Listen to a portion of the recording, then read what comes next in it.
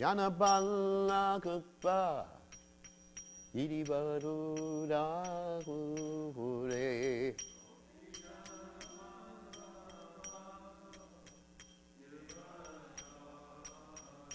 Yasodananda Brajajano Ranjahuna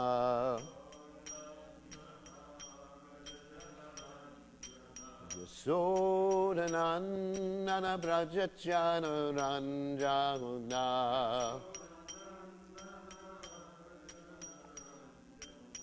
Jamuna Tera Banachanti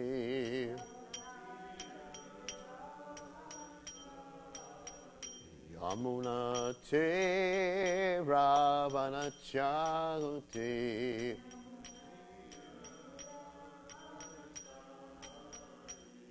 Jai Radhamadhuva Kunda Vihare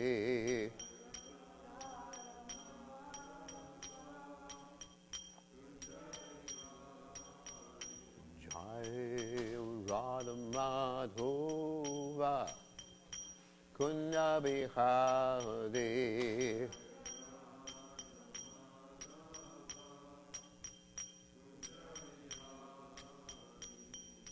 Gopi Jana Vallabha Girivardhare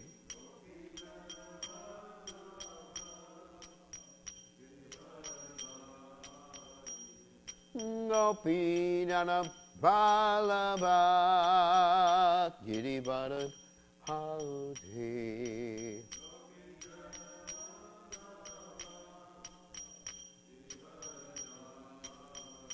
Yasudanandana Brajajana Ranjaguna Yasudanandana Brajajana Ranjaguna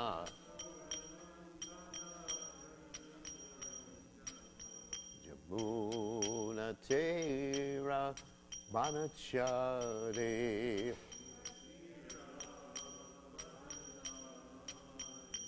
Yamuna Tera Banachanti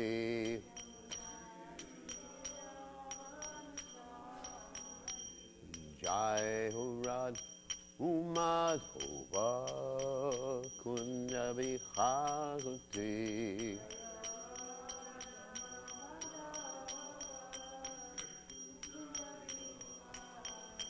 Jai Hurad Madhuva Kunda Vihagati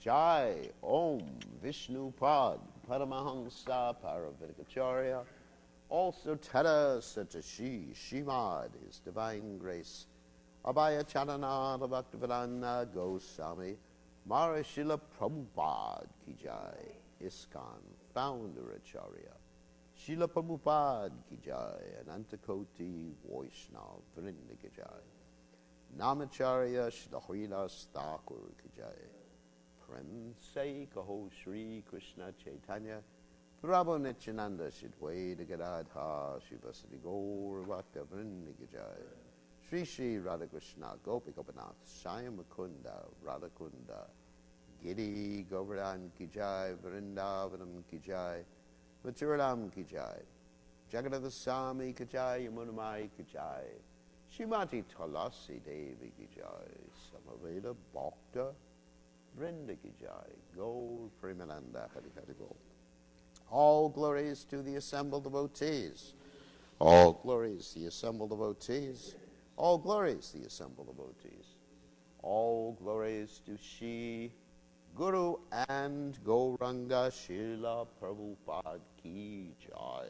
Nama Om Vishnu Padaya Krishna Pristaya Bhutale Shrimati Bhaktivedanta Swamini Niyamani Namaste Saraswati Deve Gauravani Pacharani Nivishesha Shunyavadi Paschachate Shatari. So we are reading from Srimad Bhagavatam, 10th Canto, 39th chapter, text 38. Om Namo Bhagavate Vasudevaya.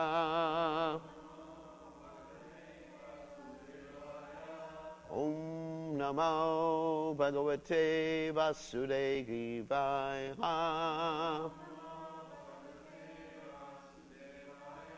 Om Namo Bhagavate Vasudevaya. Bhagavan api samprapto Ramakrura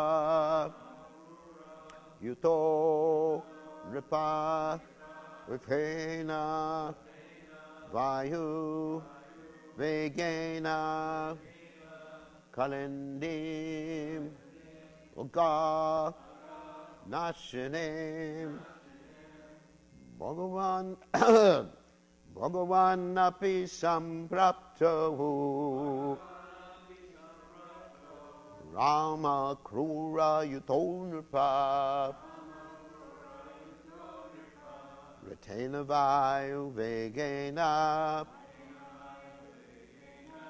Kalindim Maganashinim Bhagavan api samprapto Rama Krura Yutonurpa Ratena Vayu Vegena Kalindim Paganashinim Bhagavan api samprapto Rama Krura Yutonurpa Ratena Vayu Vegena Kalindim Aganashanim. Okay.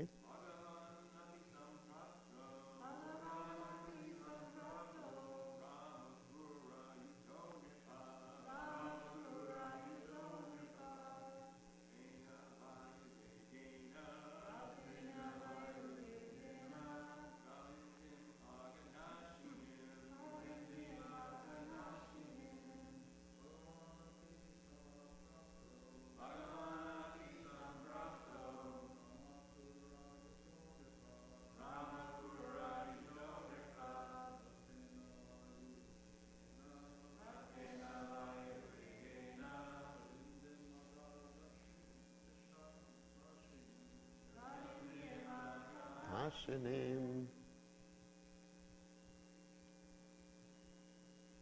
else? No, no one else. Okay, Bhagavan, the Supreme Lord, api and sampraptaha arrived, Rama Akrura Ayutaha, together with Balaram and Akrura. Ripa, O King Parikshit. Ratena, by the chariot. Vayu, like the wind. Vegena, swift. Kalindim, at the river Kalindi, Yamuna.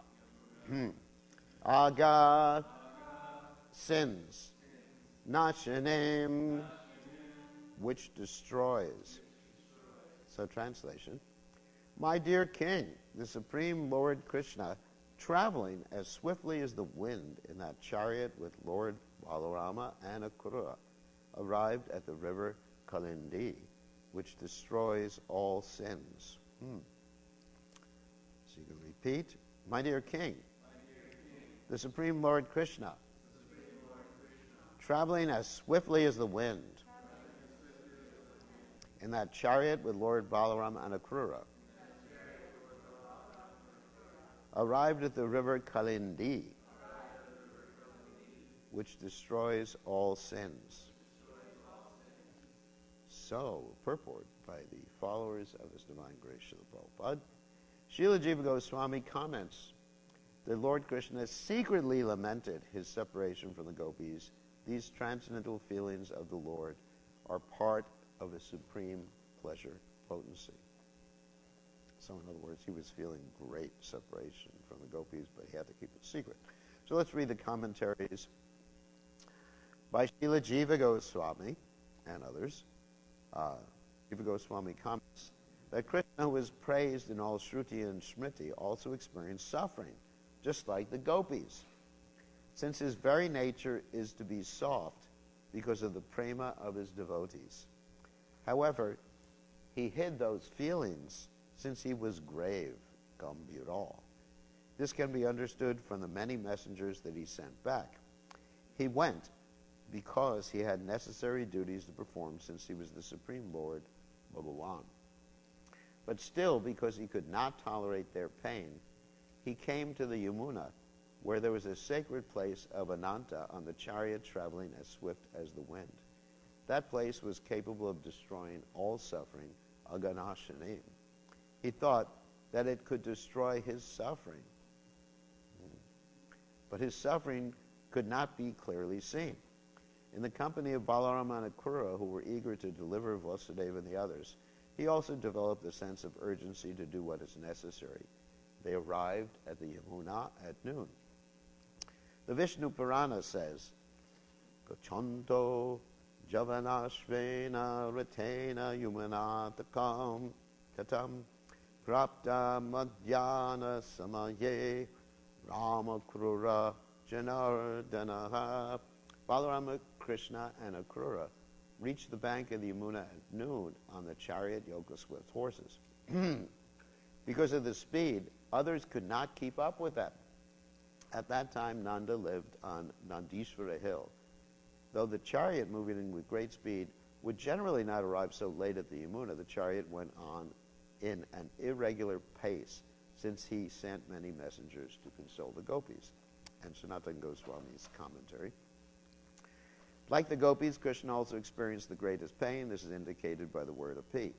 He was accompanied by Akrura and Balaram, who were at his side, giving him instructions and holding the reins. He arrived at the Yamuna suddenly and entered into it because the chariot traveled at the speed of the wind. The horses were swift, but Akrura used his whip to make them go faster. They arrived at noon, and there's the same Sanskrit verse. Balaram, Krishna, and Akrura reached the bank of the Yamuna at noon on the chariot yoke with swift horses. That's from the Vishnu Purana. The distance from Nanda's house to the Yamuna was only 12 kroshas.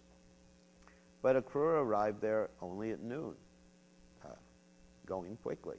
Krishna had to console the gopis as well as to fool the cows and gopis who fell on the path. He went on a crooked path. Thus it took a long time to arrive. O king, Shukadeva comforts suffering Parikshit, or he calls out because of his own pain. He arrived at the Yamuna, which destroys all offenses. Because of offending the gopis, Akrura intended to purify himself by bathing there. All right. Oops. So we'll go back to the verse. Bhagavan api samprapto Rama Krura yuto nripa Ratena vayu vegena Kalindim aganashinim.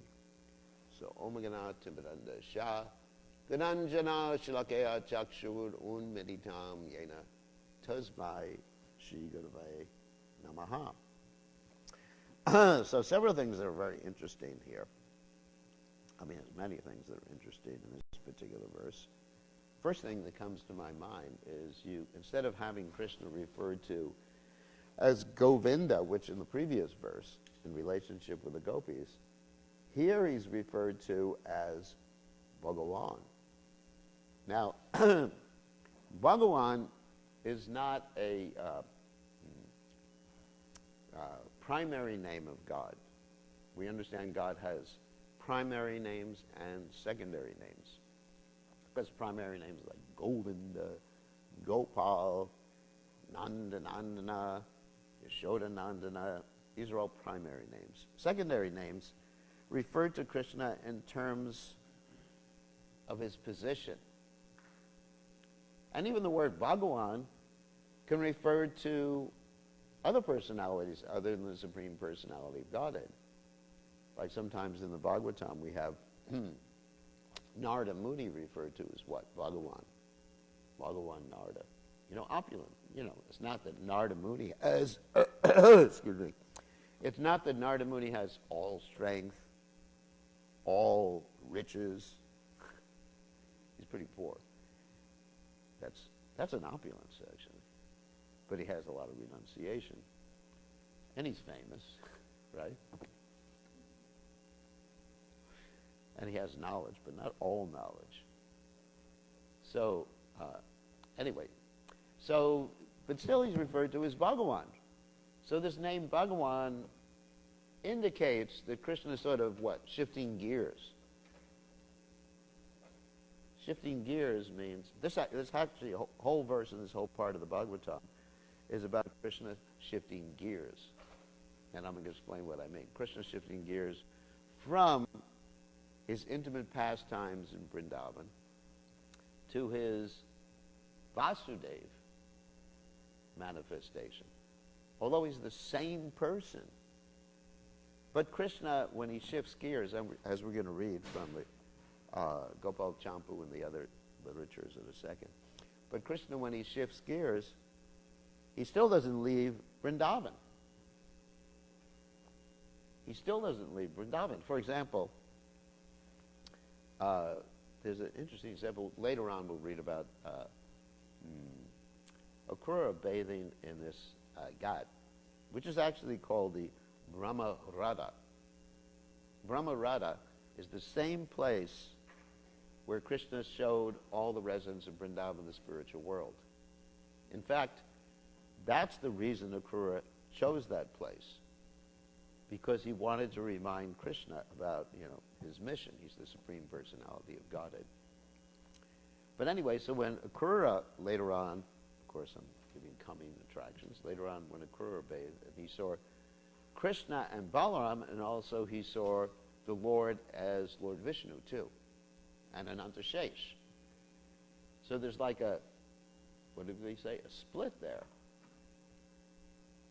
That Krishna never leaves Vrindavan, so Krishna is showing that he's going to stay in Vrindavan. I mean, implicitly he's showing that he's going to stay in Vrindavan, and at the same time he's showing he's going to go with Akrura on this important mission as the Supreme Personality of Godhead.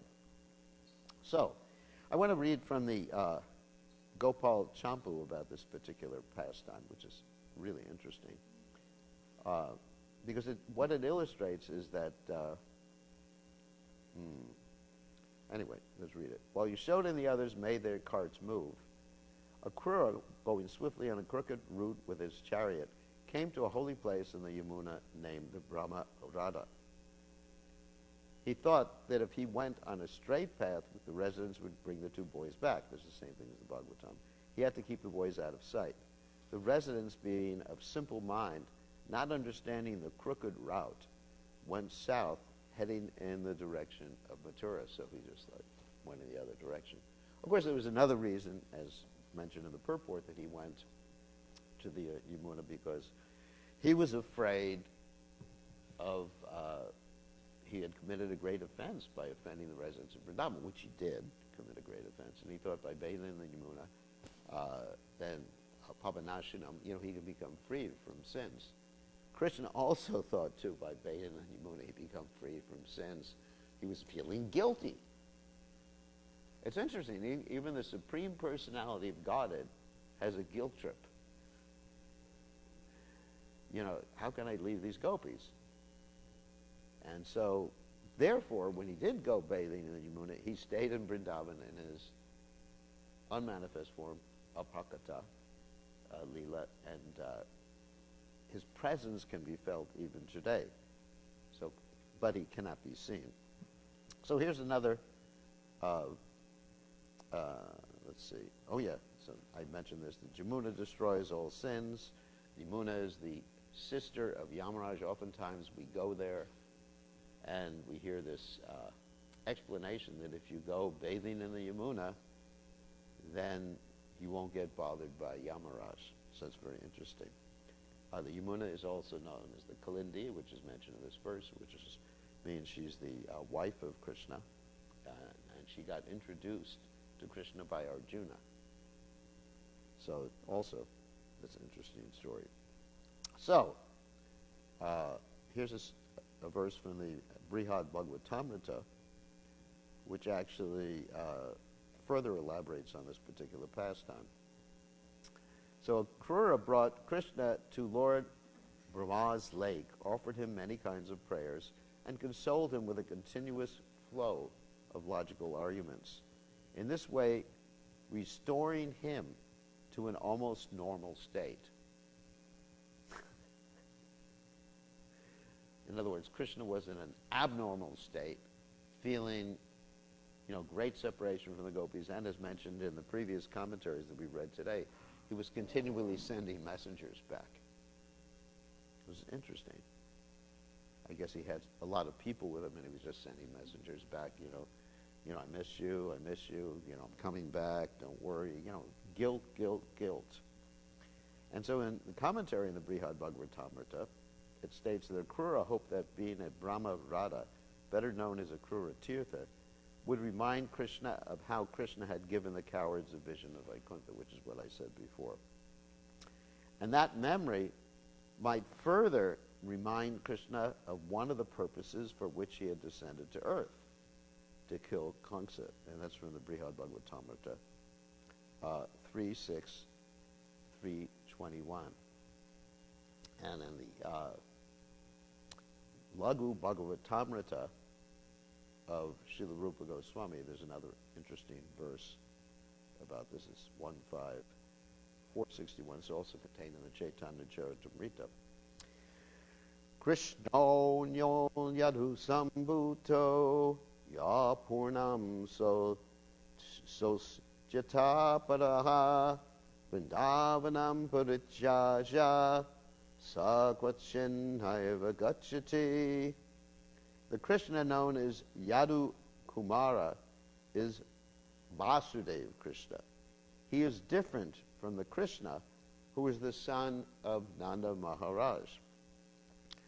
Yadu Kumara Krishna manifests his pastimes in the cities of Mathura and Dwarka, but Krishna, the son of Nanda Maharaj, never at any time leaves Vrindavan. Of course, you have the Brahma-samhita, which states,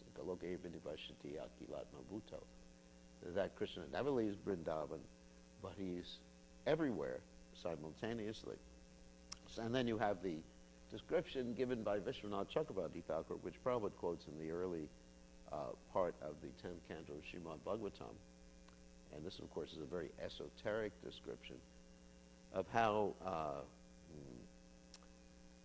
Yashoda Mai and Nanda Maharaj, Yashoda, but Nanda Maharaj and Yashoda, they had two children, that is, a boy and a girl, and that boy was Nanda, Krishna, Gopal, Govinda, and the girl was the Yogamaya, who later on was brought to Mathura. And Vasudeva and Devaki, they had Vasudeva Krishna, not Vasudeva Krishna, there's a difference. Vasudeva Krishna, and when that Vasudeva Krishna was brought by Vasudeva to Vrindavan, that Vasudeva Krishna merged into the Krishna who was there. Nanda. And it's described by the Acharyas, especially Vishwanath Chakravarti Thakur, that Vasudeva did not actually see that. You understand? He only saw the girl. And then he grabbed the girl, and he brought the girl with him, the Yogamaya. And so, anyway, so Krishna always leaves in Vrindavan. So, let's get back to the point. Another point here in this particular verse is how Krishna loves his devotees, especially the residents of Vrindavan, but Krishna loves all of his devotees. And actually, we understand from Srila Rupa Goswami's descriptions in the Nectar of Devotion, the Bhakti Rasamrita Sindhu, that one of the qualities of pure devotional service is that one is able to control Krishna by one's devotion. Of course, a devotee doesn't desire to control Krishna. Obviously, I shouldn't be thinking, I want to be a pure devotee so I can control Krishna. Wow, it'll be cool. Then I can have anything I want. No, because the pure devotional service means anyabi lashata shunyam jnana karma navritam anukulyena krishnanushilanam bhakti rutamam. That you have no gross or subtle desires or desires of liberation. You're simply enthusiastic, active, serving Krishna according to the way he wants, not as a slave, but voluntarily with devotion. And that's it. That's your whole consciousness. That's bhakti. It's not that, karma mishra bhakti or jnana mishra bhakti. Karma mishra bhakti means, of course, that you want something from your devotional service. I was talking to someone last night about the demigods. And this person, should remain nameless, said, I really want to be a demigod. No, it's good. I said, not bad. Because akama sarva kama moksha kama dharati, what? Tivrena bhakti yogena yajeta purusham param. I guess you can be a demigod if you want. Of course, we do have that verse in the Bhagavad Gita, Shanai Punye, Marcha Lokam Vishanti, that you go up there, and then after some time when your good karma runs out, that is your bank account, then Marcha Loka Vishanti, you come back to this planet or somewhere else. So it's not really something, but at least it gives someone an impetus. As Krishna says in the Bhagavad Gita, 4 types of people approach him. Chaturvidha Vidanti Mam. People who are looking for wealth. That's, opulence, heavenly planets. People who are inquisitive. People looking for knowledge. Or people in what? Distress. Oftentimes I go to Krishna for that, Save me, Krishna. Save me. I have to be honest about the whole thing. So, 4 types. So, anyway, so it gives someone an impetus. It's like the carrot on the stick. And it gets someone going. And Tivrena Bhakti Yogena, it makes someone enthusiastic. But pure devotional service only to please Krishna. And when you start to execute pure devotional service, you get some benefits even from the beginning. Like relief from distress, all auspiciousness, etc., like that. That are the qualities listed by Srila Rupa Goswami. But anyway, so pure devotee is able to control Krishna. Krishna say tomar. Krishna dite para. Krishna is yours. You have the power to give him. I'm simply running behind you shouting Krishna, Krishna. So, there's an interesting verse that illustrates this, where Krishna actually describes his relationship with the pure devotees. And this verse is actually from the 9th canto in the story of Ambarish and Durvasa Muni. It's one of my favorite verses, in fact. Sadhavo hridayamayam saduram hridayam tvaham abhanyata nijadati naham tebyo managapi. Where Krishna is describing to Durvasa Muni, who really tried to kill Ambarish Maharaj, because he was upset that he thought Ambarish Maharaj did not follow the proper etiquette. And Ambarish Maharaj did follow the proper etiquette. He just took a little water to break the Ekadasi fast. It was proper etiquette. It wasn't improper. But, Durvasa, he has a temper to him. And so what happened is that Durvasa tried to kill Maharaj Ambarish with a demon, and then Durvasa Muni was almost killed too by the Sudarshan chakra. And then Krishna describes to Durvasa Muni, here's the translation which I wrote down. I wanted to get it exactly. The pure devotee is always within the heart, is always within the core of my heart, and I am always in the heart of the pure devotee. My devotees do not know anything else but me, and I do not know anyone else but them. That's from the 9th canto of Srimad Bhagavatam. Really important verse.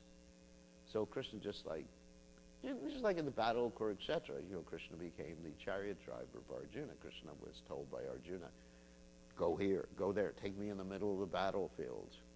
That's the beginning of the Bhagavad Gita. And Krishna just obeyed him.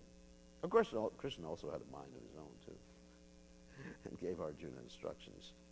So here's another quote from Prabhupada about the love that Krishna has for the devotees. Devotional service to the Lord is very much obliging to him. There are many transcendentalists in different fields of spiritual activities, but devotional service to the Lord is unique. Devotees do not ask anything from the Lord in exchange for their service.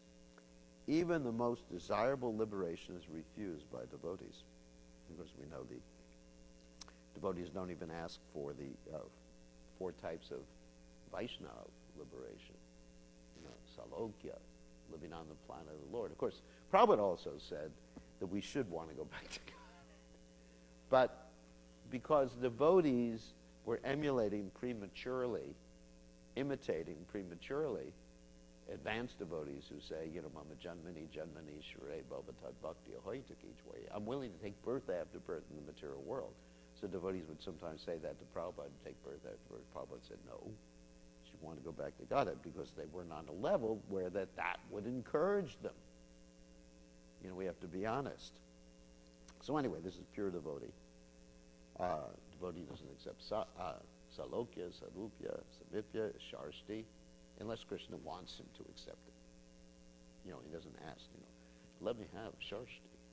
Let me have your opulence. Let me have a form like yours, Sarupa. Anyway, thus the Lord becomes a kind of debtor to the devotees, and he can only try to repay the devotee's service with his ever-enchanting smile. Amazing purport, isn't it? The devotees are ever satisfied by the smiling face of the Lord, and they become enlivened. And by seeing the devotee is so enlivened, the Lord himself is further satisfied. So there is continuous transcendental competition between the Lord and his devotees by such reciprocation of service and acknowledgement. That's from the Bhagavatam purport in the 3rd canto, Srila Prabhupada. And then in the Brihad Bhagavatamrita, again, when Gopakumar finally meets Krishna in the spiritual world, it's what? You want that? The citation? 3:8:27. It's important, isn't it? The name of the chapter? I don't know. 3:8. 3:8:27. So, all this is based upon the recipient. See, it's not that the Lord has favorites either. The Lord reciprocates with everyone equally. Ye tamam prabhajante tam sataiva bhajamiham, and also he says in the Gita that Name dveshos dina priyaha samoham sarvabhuteshu. I'm equal to everyone. I don't have any enemies, I don't have any friends, but one who renders service to me is a friend to me, and I'm a friend to him. So we can actually attain that position. So here's something from the Brihad Bhagavatamrita. When Krishna greets Gopakumar, when Gopakumar comes back to the spiritual world and sees Krishna, he leaped forward and came close to me, compelled by the affection of his helpless devotee. I fainted in love at seeing him. He caught hold of me by the neck, and suddenly he too fell to the ground. And in the commentary it says that Gopakumar was already aware, at least theoretically, that Krishna is very affectionate to his helpless devotees. But now he learned that Krishna had affection specifically for him. Now just think about that. If you learn, wow, Krishna has affection for me. You understand Krishna loves Radharani, he loves the gopis and everything like that. But he has affection. He's waiting for you to come back to be with him. Merely seeing Krishna was enough to utterly enchant Gopakumar, but this new discovery pushed him to the limit of ecstasy. In other words, the discovery that Krishna loves him. He loves him so much that Krishna was experiencing ecstasy. Krishna was the ashraya at that particular point. Normally the devotee is the ashraya, that means the repository of love, and Krishna is the vishaya, the object of love. These two words are important. But in this particular case, Krishna was both of them were the repository of love. And just the following verse. A moment later, I reawoke and carefully freed my neck from his grasp. I stood and saw him on the ground, unconscious, covered with dust. He was moistening the path with his tears, and stated in the commentary, even though Krishna was unconscious, he was crying so profusely that his tears were turning the dust in the road to mud. Suddenly Krishna opened his eyes, sealed till then by a flood of tears. Seeing me, he joyfully embraced and kissed me. But then he looked around and became embarrassed. And in the commentary, Krishna had become helplessly bewildered by love for his friend, and he was embarrassed by the thought that from his tearful reaction to Gopakumar's arrival, everyone would see this. So Krishna has all these emotions, like guilt. I like guilt. Guilt and love for his devotees, intense love for his devotees. It's amazing. And Krishna feels in relationship to his pure devotees. It's an interesting verse, again from the Srimad Bhagavatam, 10:32-22, famous verse, about how he cannot repay the love of his devotees. I'll recite the verse. Pariham niravadya sanyulam swasadu prityam ubudayusha piyapa yamma bhajandur jarakeha shrinkalaha hombricha tadva pratiyatu sadhuna. I am not able to repay my debt for your spotless service even within a lifetime of Brahma. Your connection with me is beyond reproach. Your worship me, talking to the gopis, of course, cutting off all domestic ties, which are difficult to break. Therefore, please let your own glorious deeds be your compensation. In other words, Krishna, they're feeling guilty. I cannot repay you.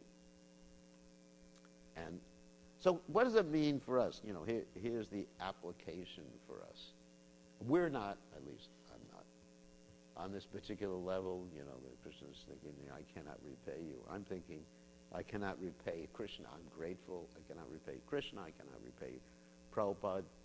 But there is one particular individual, at least we know, who is on that level, who we've come in contact with, who we can continually come in contact with, and that's His Divine Grace A.C. Bhaktivedanta Swami Srila Prabhupada.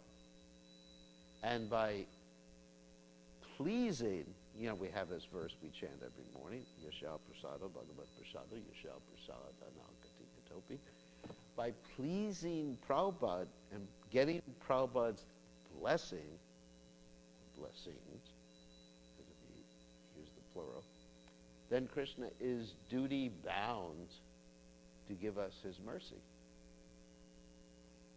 So we can actually utilize this particular dynamic between Krishna and his devotees, where Krishna is thinking of his devotee, devotee is thinking of Krishna, Krishna is controlled by the pure devotee. We can utilize it in the service of our advancement in devotional service. So we should think very clearly how to please Prabhupada. I mean, we may not be initiated by Srila Prabhupada, but Prabhupada is, founder Acharya of ISKCON, the focal point of everyone's devotion, no matter who you are initiated by. If you're a member of the International Society for an actual member of the International Society for Krishna Consciousness. So what you think, how can I best render service and please Prabhupada? And not only the service, but thinking of pleasing Prabhupada. And of course, there's the basics, chanting 60 rounds, following 4 regular principles. But somehow or other assisting in his mission to spread Krishna consciousness all over the world. And in this way, Krishna will give you his mercy. It is guaranteed. It is guaranteed. Ananyas chintayanto mam yejanak pariyupasate tesham lechiviyuktamam yogikshema vahamyaham. That even if you have some deficit, you're crippled or something like that, there's some deficit or mistakes you're making. If you're ananya sachintayanto mam, you're focused on pleasing, Krishna's devotee, then yejanak pariyupasate tesham lechiviyuktamam yogikshema vahamyaham. Krishna's going to actually make up whatever your deficits are. There's a verse from Bhagavad Gita, obviously. And Krishna will actually protect what you have, whatever skills, whatever you have. Krishna will take care of you and protect you. And this will give us great assurance that whoever we are, whatever our deficits are, if we simply stick to this service of the mission, then Krishna will take care of that. Like we talked about the deficit, I want to go to the heavenly planets or something like that. Or Krishna, save me from all this, anxiety or something. That's a deficit. But if we simply act to try to please Krishna and his devotee, then Krishna will make that up. So, any questions or comments? We got 1 minute. What's that? Yes. Yes, we are. Yes, we are. Yasha prasada bhagavad prasada yasha prasada nagatika topi. I mean, the motive shouldn't be, I'm doing this to control Krishna. What? That's interesting. I haven't thought about that before. But if your motive is to be a pure devotee, if your motive is you want to control Krishna because you want something material, that's not service to the pure devotee either. So. That's a catch-22, yeah. It's a catch-22. I'm going to be able to control Krishna if I please Prabhupada. But Prabhupada is not just pleased by the externals. Prabhupada is pleased, like Krishna is pleased, with bhakti. Bhakti mam avijanati yavanyas chasmi tatvada. Prabhupada understands your heart. Isn't it? So he understands your heart. He sees what you're doing externally, but he understands what's in your heart.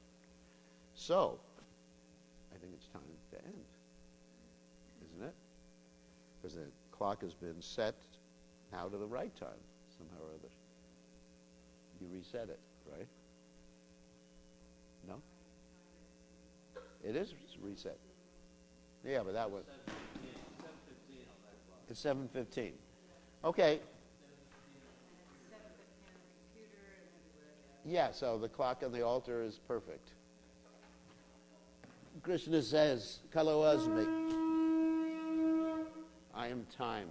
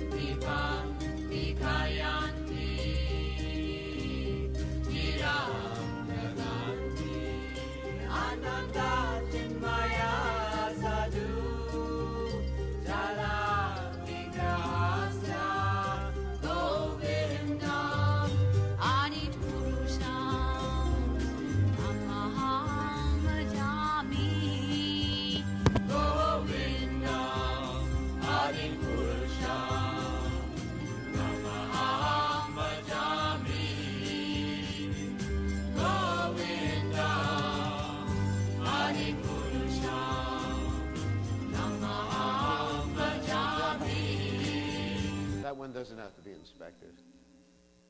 That's not one of them. Namam Ishwaram Sachet Anandarupam Latsat Kundalam Gokule Rajamanham.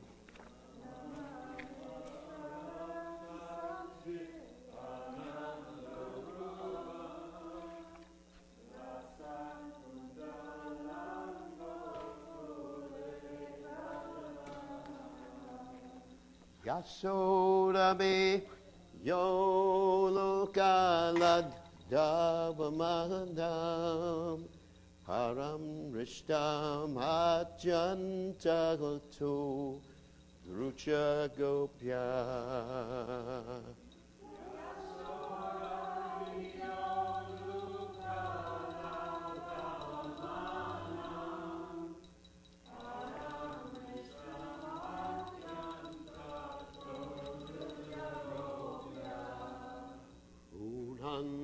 Muhunetra Yuvam Prijantam Karamboja Jugena Santankanetram.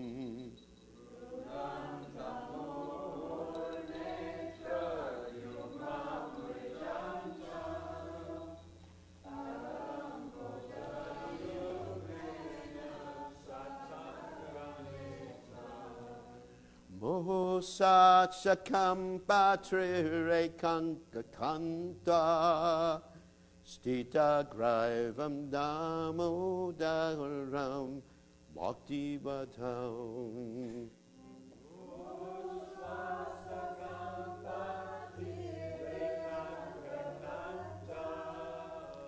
Stita graivam damodaram bhakti badham. Iti drikswalila bear ananda kunde swakosham nimbajantam atyapayantam.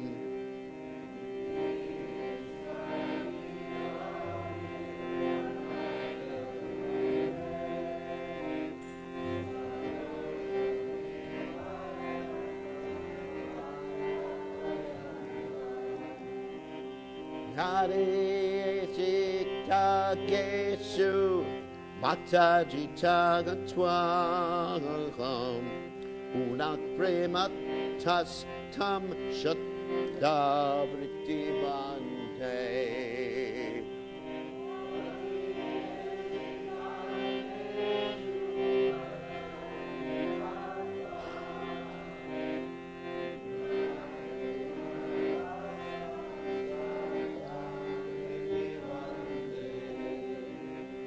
Varam Deva Moksham Namoksha Vidimba Nachanjam Prine Hamba Reshada Piha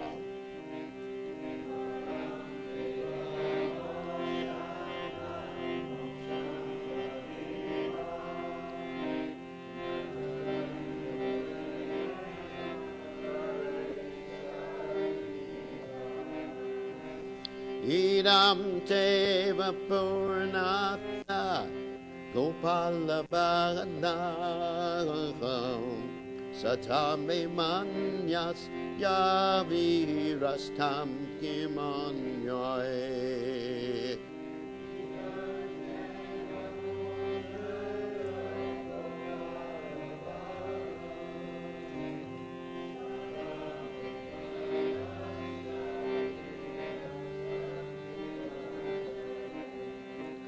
Idam Temu Kambojam Achantani Lai Ritam Kuntalai Snigda Ratai Shagovya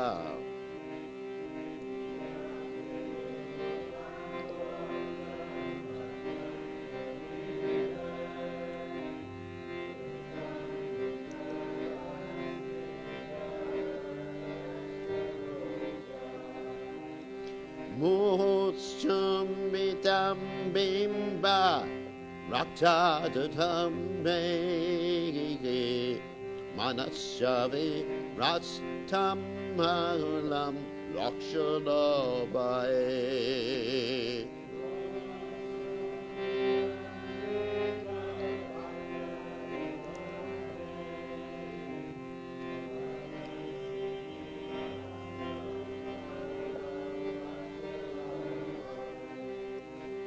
Namo Deva Dhammo Dar Ananta Vishnu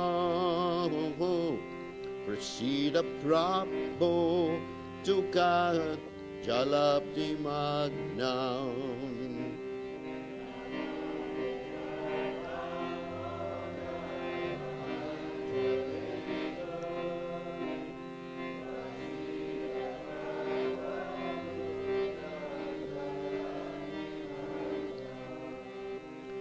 Kripatris Devris Jati Dinam Batagnu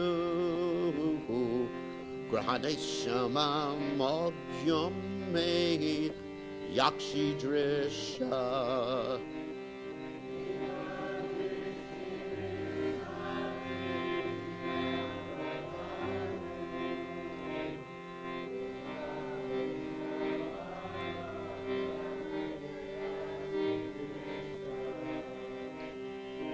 Verba Jau Bhakta Muchai Vadyan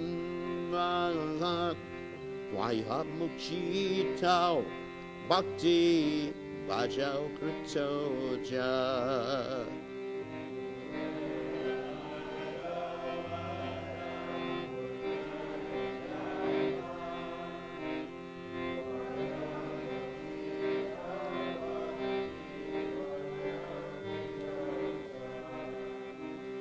Tata Prema Bhaktim Swa Kame Priyagacha Namokshe Ho Mesti Damodareha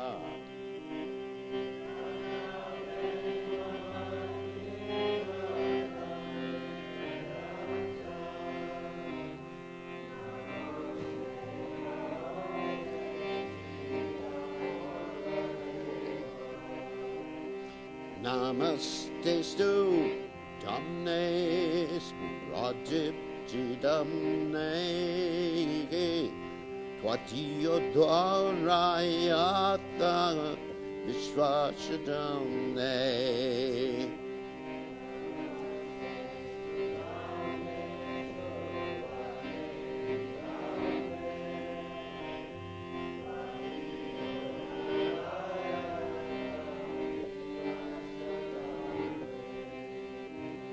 Namo Radhikaya Tva Diya Priyaya Namo Nandale Naya Devaya Tubhyam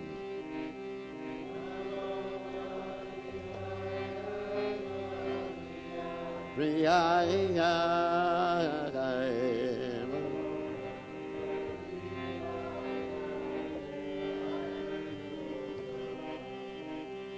Namam Vishwaram Sachet Anandarupam Vasakunalam Gokule Brajamanam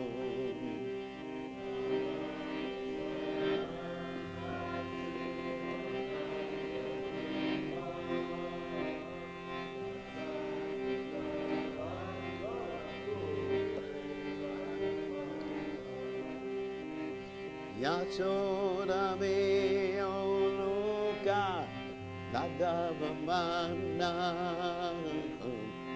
Param Krishnam Mat Yantat Toruchadopya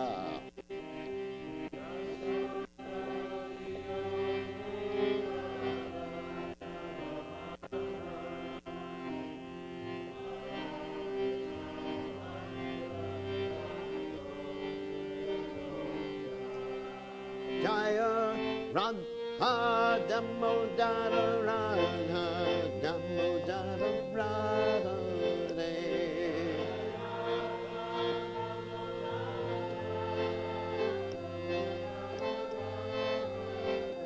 Jaya Radha Gonokenanam Radha Gonokenanam Radha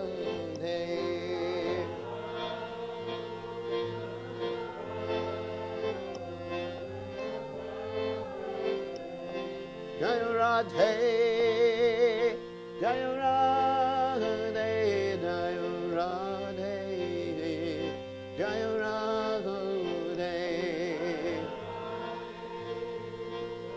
Radhe, Jaya Radhe, Jaya Sri Radhe.